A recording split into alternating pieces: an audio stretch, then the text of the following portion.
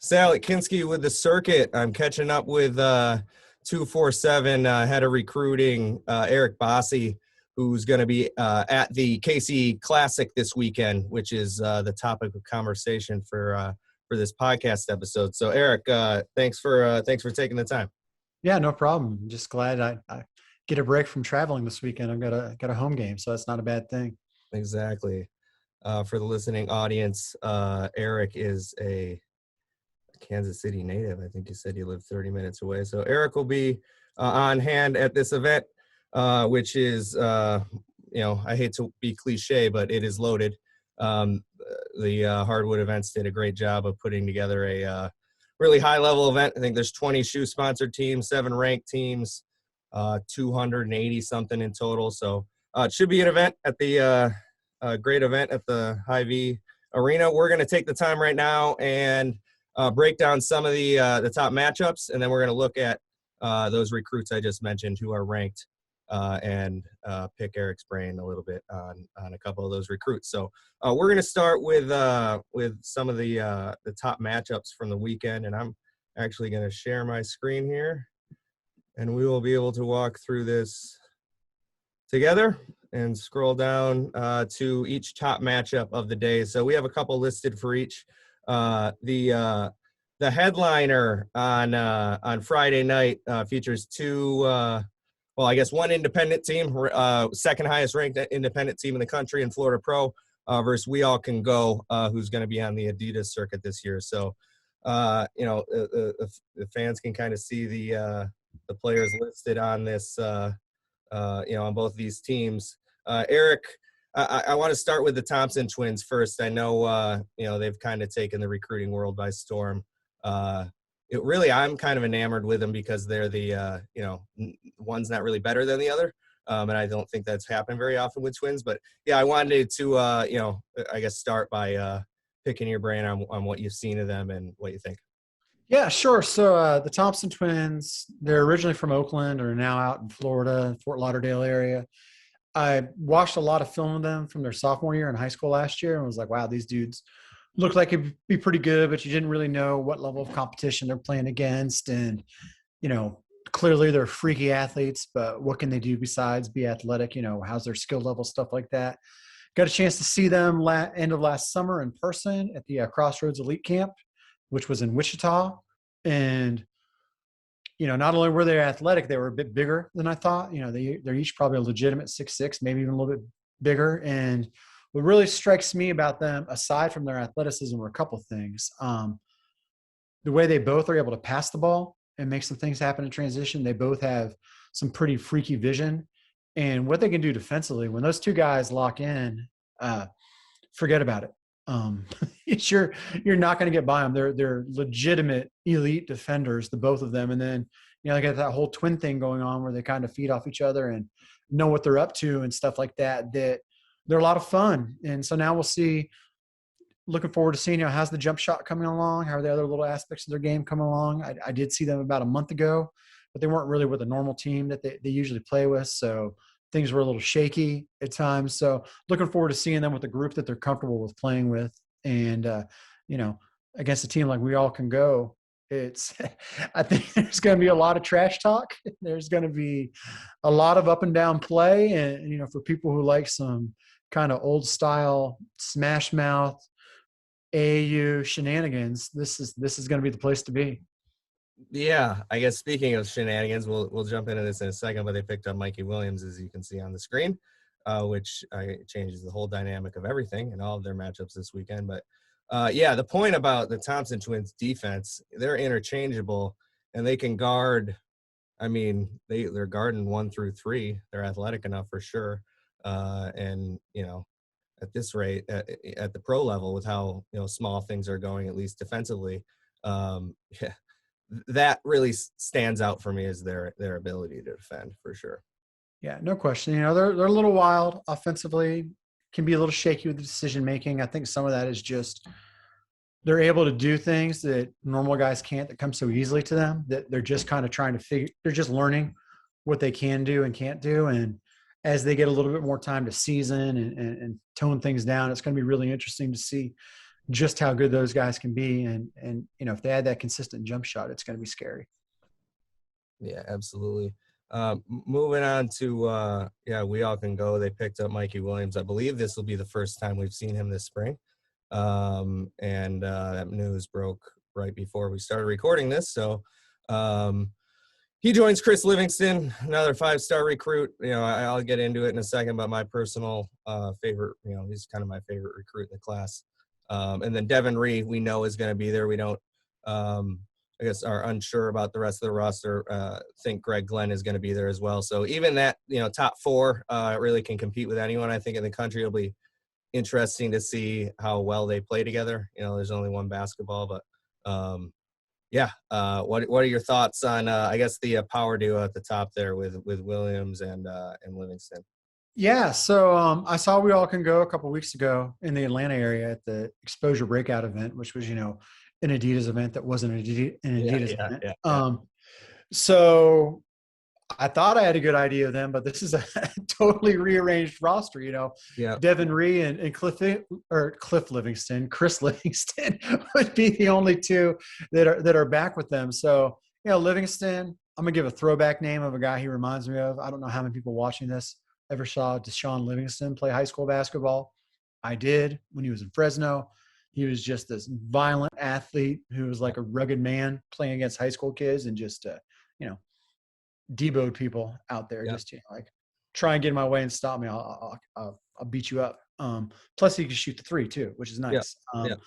Mikey Williams is Mikey Williams. Of course, everyone wants to see that show in person, and we always want to know, is he really the number 2 or number 1 or top 5 or wherever people have him, the country guys? Is he really worth all that he's cracked up to be? I mean, give the guy credit. So far, whenever those questions get asked, he kind of shows up and proves that, yeah, I am that guy. So just another chance for him to do that. And he certainly doesn't seem scared of competition. So getting all those guys together against another team that's really athletic and is going to be play up and down, it's going to be a lot of fun in there. Yeah, I think it's definitely a must watch. I think Livingston, like you said, he's kind of like a train, right? You can't really get in front of him once he starts going. I think he's 6'6" now. But he looks, he already looks the part physically, and the way he implements his physicality on the floor is what I love about his game. And he defends hard when it's asked of him. I've been impressed with how he locks in on defense. I think he takes some pride in it. And like you said, his ability to shoot, I think he shot above 40% for the high school season from 3. And that's the first thing I look for is shooting and how I think a shot's going to develop. And he seems to already have it certainly off the dribble, as he's been the guy creating stuff for We All Can Go. So it'll be interesting to see how he pairs alongside Mikey. I really like Mikey's game. I don't know if he's necessarily the second best recruit in the country, but he's among the elite. And I'm excited to see him play along. Weapons too. Glenn and Ree are both highly ranked by you guys, and I really like Ree's game and his ability to shoot the ball. So yeah. Ree's a big Southern jump shooter. Glenn's kind of a combo forward type guy, and like you say with Mikey, the thing about seeing all these guys is we really really don't know on a lot of these guys if they're as good as we have them ranked. Are they better than we have them ranked? Because we're all operating at this deficit of a COVID year, right? And so we're all playing a full year of catch up right now. So the more of these guys we can see matching up with each other and big time matchups, the better, right? And for those out there, I apologize about me going cross-eyed on you as I'm scanning back and forth here between the stuff on the screen and trying to keep involved with the camera here. So I'm not as crazy as I might be looking. No, you're fine. I have not noticed. I think it's going to be interesting to see how they all play together with that much talent on one floor. And I loved your comparison too for Livingston. I think that's super accurate. We don't have to scroll far for the second top matchup. This one's the Saturday top matchup. So this one is essentially the Hoop Group Championship from 2 weeks ago. They each won their respective divisions in the hoop group Pitt Jam Fest and they don't play each other in that setup. So we figured if they're both going to be here, why not set them up? We'll get into the Spartans in a second here, but Team Durant comes in with, one of the highest ranked prospects in your rankings in the 2022 class in Derek Whitehead. I'm interested to hear your take on Derek because I really like his game and what he's turned into. And I know he's been one of the guys he actually got to watch because he got a lot of time with Montverde. Yeah, so Derek is interesting to me too because you mentioned Montverde. They're always so loaded, and Kevin Boyle, the coach there, he demands that everyone plays their specific roles and whatever. So we know that he's a big time athlete. We know that he can slash, and that's kind of his role with Montverde. But you keep hearing about how he has a lot more to his game, that he can really put it on the floor and he can do some things. I've talked to some college coaches who've told me that some of the Durant guys are saying that, hey, we think this guy can be, if not a point, at least a combo guard in college. So that's what I want to see. I've never really seen this dude handle the ball. So if he can handle the ball, well, that's a whole new deal, because I would have thought that that's maybe one of the areas in his game that might need a little beefing up. So I'm curious to see that. And, Rodney Rice, Judah Mintz, some of the other guys around him, these are solid ball handlers too. So if you've got multiple guys on the floor who can handle and create, that sets up for some exciting stuff too, because you're going to get lots of guys cutting. You're going to get lots of guys for wide open shots, and the score can start piling up pretty quick. Yeah, I agree with the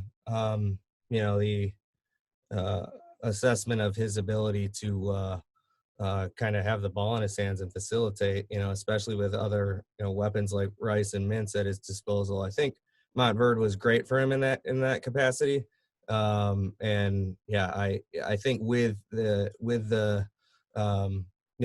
us being able to see how he's developed with the ball in his hands, that's going to come with how's he playmaking, how's he passing. We've seen he has the ability to score the ball. So yeah, I really like Rodney Rice too. He was a really big standout at the Pitt Jam Fest and plays just as hard defensively as he does offensively. Head coach is Osman Bangura, and he coaches them super hard. And their 16s are really, really good, and we'll touch on them at the end. But their 17s, currently ranked 12th in the country, have a bunch of good wins. We'll move on to the Spartans. So the Spartans are undefeated on the season, 12-0, 13. I think they're 13-0, and they feature a pretty polarizing recruit in Donovan Clingan. 7'1", an absolute massive prospect. I saw him in person, wanted to gauge his ability to run the floor, finish around the basket, how he's defending. And I came away super impressed. And he leads a team of really, really good players, and this should be a great matchup. But I'm interested to hear on your thoughts on Clingan, because some people think he's the next Karl Anthony Towns. Some people disagree with that wholeheartedly. And, if you see him play, and I'm excited to see him play against top competition like this, I think he's proven it time and time again. So I'm interested to hear your thoughts. Yeah. So this is going to be my first time seeing Clingan play in person, right? So I'm limited to film, where, like you say, he's a massive dude. He's clearly way bigger than everyone else on the floor. And I don't know if it's because he's just so much bigger than everyone else, it kind of makes him look like he's moving in a little bit of slow motion, or, what's going on. So I want to get a true in-person gauge for how well does this guy run the floor. If he's caught in ball screens, can he switch and hedge or react? Can you do all these things? That's the stuff that you really can't see till you see in person, because he's big. He appears to have a mean streak to him, which I like. Yep. I like big guys who like being big and mean. The whole team does. So, and he kind of spearheads it, but yeah. That's right up my alley. So yeah, I really want to see what this guy can do, because like you say, opinions are mixed. Even among our own staff and people who've seen him and not seen him, whether it be live or in film. He puts up ginormous numbers, so that's always good. And it translates. He does it in grassroots too. I saw some. I'm like, what did he put up? I had to go look. And I'm curious. I'm looking at this, and I'm always excited to see some guys that I really don't know much about, because I get to walk in with a completely clear mind when I come watch this team and just free, like, okay, what kind of impression do these guys make on me? I've heard some about TJ Felder, Matt Curtis, some of these guys. You see that they're starting to pick up some Big East offers and Big Ten offers and things like that. So you say, okay, someone has clearly seen something that they like in them. Do I agree? Do I disagree? I'm looking forward to finding out. Maybe I think Donovan Clingan is massively underrated after this weekend. Maybe I think it's overrated, but at least now I'll be able to say, hey, you know what? I sat down here in person and saw this guy and didn't just have to rely on the best I could do by watching some film. So I'm always excited by that. Yeah, and that's what I had the chance to do, and his ability to run the floor. I wasn't worried about his conditioning.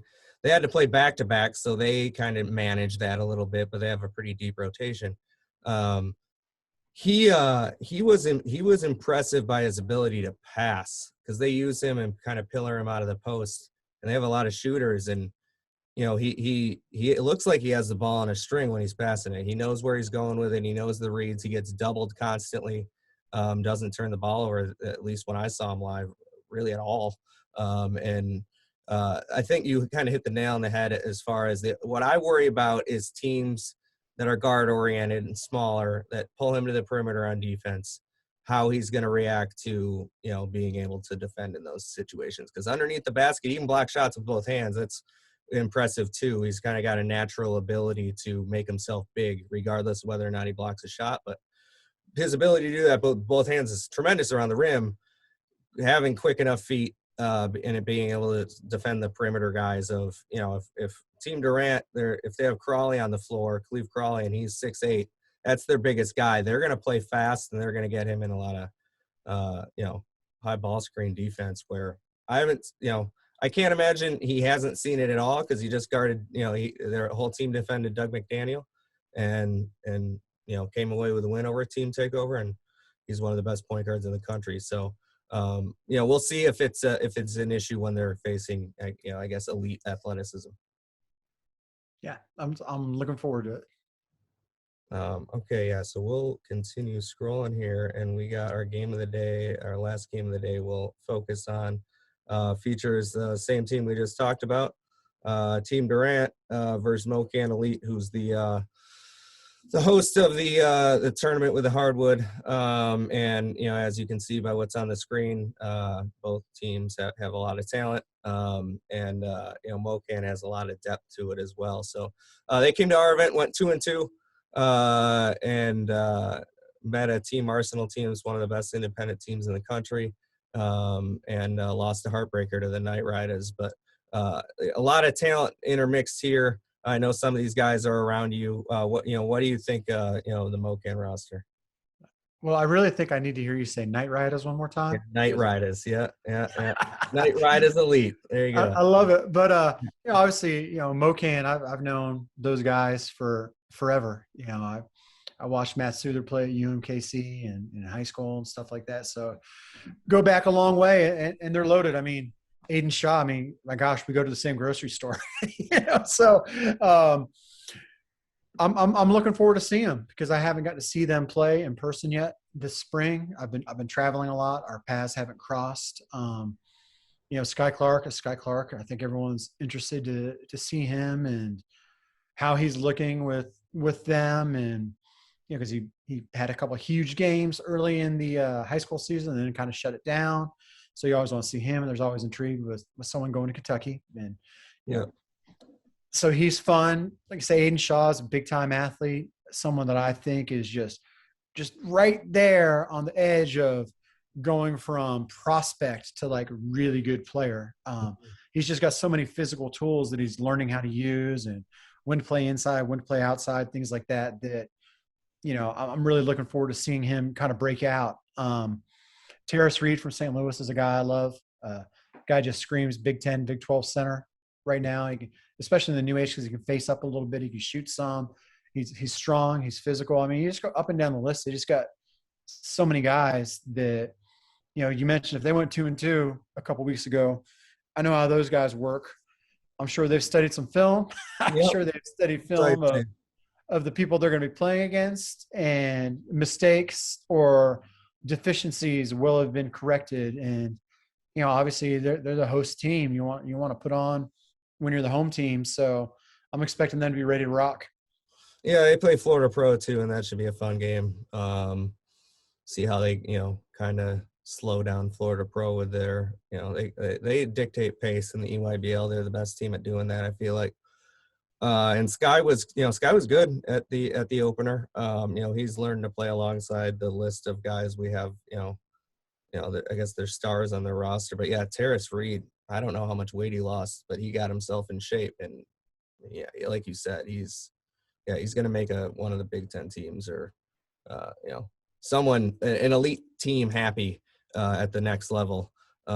Larry Hughes was also impressive. I was impressed by the way he defended.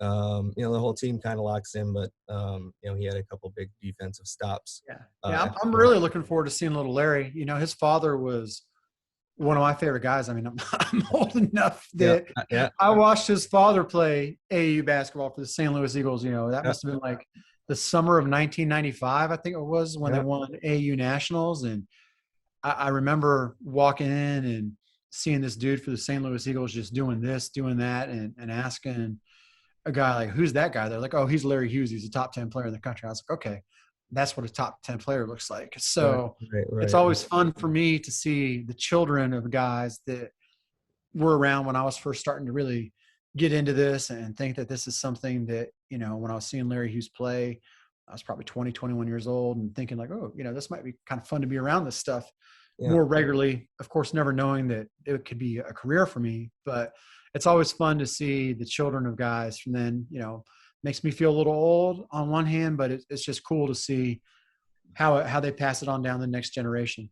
Yeah, I got the same thing going for me with DJ Wagner right now. Dewan was one of my, he's what helped get me into basketball back when he was in high school and getting recruited, as he was really Calipari's first one and done back in the day. So yeah, kind of it does make me feel old, as there's numerous players that are sons of current pros on the current circuit. And yeah, Larry's a great guy too.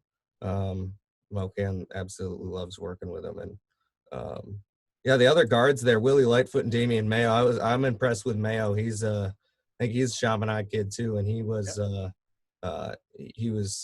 he stood out the first session. Just tough Shot maker. Yep. Tough. Does all the dirty work for you on the perimeter. Will defend. Will get out and finish. Is improved as a jump shooter. He's just tough. And then Lightfoot. He's just a spark plug. He's quick. He's tough. He's vocal. He talks a lot, and he communicates with his coaches. He's impressive. Yes. New York. No doubt.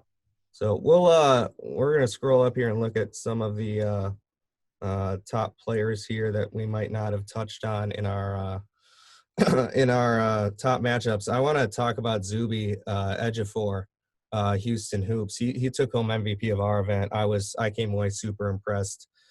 He has the ability to stretch the floor now. I don't know how well he shot it from three, but he made enough for me to, lift an eyebrow, thinking, if he's added this to his game, I think he, he's slowly checking things off the box. But yeah, I would recommend you watch him this weekend. I'm kind of eager to hear your thoughts for sure.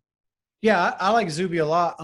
He's a guy that jumped off the computer screen for me all last summer watching events online, and crazy athlete, tough, already has man strength. And actually what really made me like him is he took some shots, and I was like, hey, that guy looks like he's got a projectable jump shot. I don't know that I want him playing Steph Curry out there or anything, but if he's got an open shot, he can take it, and that's going to add some things to him because you got to account for him, and it's going to open up the floor a little bit more. So I'm definitely excited to getting my first in-person look at him, because he's one that I guess the biggest question I have for him is he really 6'9" or is he more 6'7"? Like, how big is this guy? Because you can't really tell on film, but he's strong. He's got some long arms, and he's bouncy, and he sure looks like he's a lot of fun. Like, he's going to be a lot of fun to watch in person.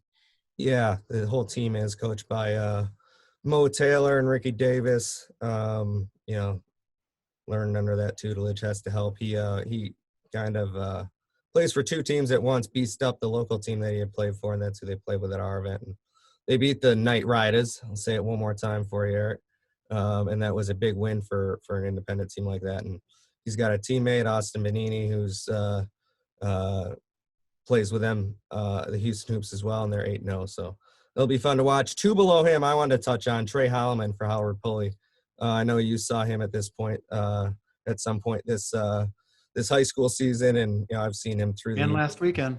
Oh, there you go. Yeah, he really high level point guard. Does a lot of good things, makes a lot of winning plays. I want to hear your thoughts on Trey for sure. Yeah, Trey's a competitor. He was really good when I saw him during the high school season. The competition was bad. They played a bad team, but he didn't take any plays off, and he did what you would want a high-level player to do. Like, he punished them.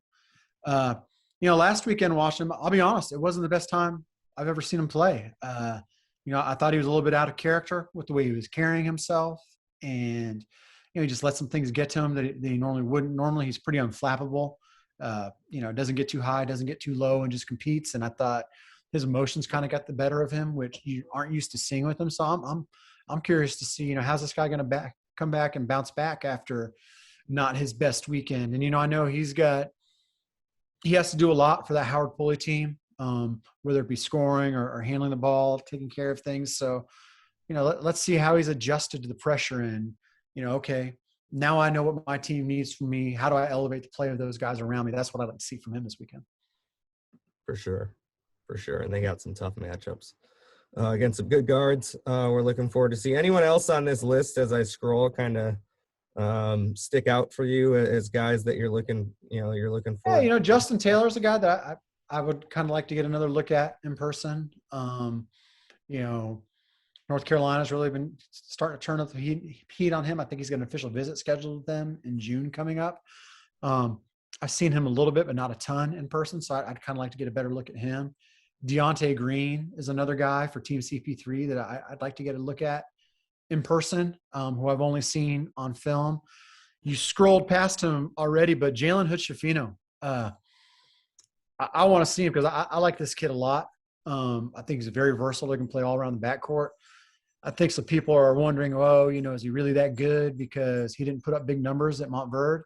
But there's one thing I don't worry about is juniors not putting up big numbers at Montverde because Well, Moses Moody wasn't particularly good. Moses Moody wasn't particularly good as a junior at Montverde. We see how that's turned out for him. Langston Love was just kind of okay as a junior. There's just so many good players that if they're coming back, I know they're going to be really good seniors. So I just want to see him in a situation where he's a little bit more of the man and what does he learn from a year there. So those are some of the guys that stand out to me. Yeah, and they play, team basketball, and he's not an opportunity to be a super, productive player in that situation. He has been so far for CP3. So I'm excited to see him as well. As we scroll through the list, I just wanted to touch on some of the 2023s that are going to be here. KJ Evans is, I know, highly ranked by you guys, and plays for the number one team in the country in Team Durant, who has a ton of talent around him. We can keep going on this list. There's a couple other ones on here in Lamothe and Simmons. But have you seen KJ in person? Yeah, I have. So I'm interested to see the leap he makes. I saw him play as a freshman with his high school team. I saw him last fall at Crossroads Elite. He's long. He looks like he's going to be a good jump shooter. Is he willing to get inside and mix it up a little bit? Is he starting to fill out at all? Because he's one of those guys who you rank really highly because he's a prospect, right? So now at this stage that summer between sophomore and junior year, it's time to start. Is our production going to consistently match what type of player we looked like we should be? So I want to see that from him, but I'm excited to see him play, Rob Dillingham, man, that guy's fun to watch. That's a bucket getter right there. Yeah. I'm looking forward to watching him, but as we're getting ready to talk about some of these guys, I'm zeroing in Taylor Bowen, Expressions Elite. Man, I watched a couple of game films of that guy here about a month or so ago before we updated our 2023 rankings, and he wasn't super productive. He wasn't unproductive, but when he was productive, the things that he did, you're just like, whoa, like eye-popping type stuff. And I want to see how does that translate in a grassroots environment and how often can he do it? How much can be projected forward? What kind of shooters he can be? Can he handle? Like that dude, I'm super, super intrigued by him because, I watch him and I think to myself, like, this guy might be a baby Jeremy Grant that we're seeing develop before our eyes. So I want to see how that looks in person. Yeah, absolutely. I haven't seen him in person either. I'm definitely going to be watching some of Expression 16s. Last guy I wanted to highlight here is Bryson Warren right now. He was on another level at our opening event. He did everything for that team, and his ability to play make and shoot off the dribble and really just be a leader. I talked to him a little bit off the floor, and he was terrific kid. You could tell he has it together. So definitely one to keep an eye on. And I know you guys. I know Brandon was a big fan of him. No, the entire 24/7 sports team really likes really likes Bryson Warren. I mean, that dude, he's a straight up bucket getter. Mocan doesn't run to him, but I wish maybe they'd run it a little bit just so we could see this guy operate in a pure one-on-one setting, because guys just have a hard time staying in front of him, and he's clever, he's creative. I'm looking forward to seeing how he's progressed since the last time I saw him in person back, I want to say it was in October. So he's a guy that definitely, I think, is right on that borderline to be a potential 5-star guy.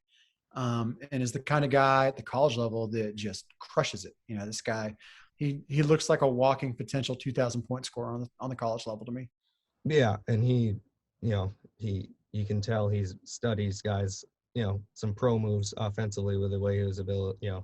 I saw a couple moves that Damian Lillard does excessively in his game where I was like, man, he's applying stuff that he's learning and being under the tutelage of, Rodney Perry and Mocan being in his system. And not often they give the keys to a guy like that. And he's, especially playing alongside Omaha, he's got some guys running with him that, going to make him a lot better and get him accustomed to playing alongside talent that he might not have at. I think he's at Little Rock Christian, one of them. Little Rock Central. There you go. So yeah, Eric, I appreciate the time hopping on, discussing some of the matchups and players that you're going to be seeing live this weekend. Perhaps we can catch up after the event and Sure. get an evaluation of what you thought of everything you saw. Yeah, appreciate you having me on. And I know we're bringing in my coworker, Travis Branham, to help me cover the event this weekend. So we're going to, obviously circuit scouting is going to have it covered wall to wall. But if you guys would like to make your way over to 24/7 sports too, while you're at it, the more the merrier places to see what's happening at the KC Classic this weekend. And I think everyone coming in town, I'm biased, but the Hy-Vee Arena to me is the coolest event venue in America. And it's always nice for me when I can have big time players home and get to sleep in my own bed, see my wife and kids in the morning, at night, and then see a bunch of ballers during the day. It's like the best of both worlds for me. Yeah, absolutely. Lucky man this weekend for sure. And yeah, we will be pushing our viewership to you and Travis for the weekend. And excited to see how everything unfolds.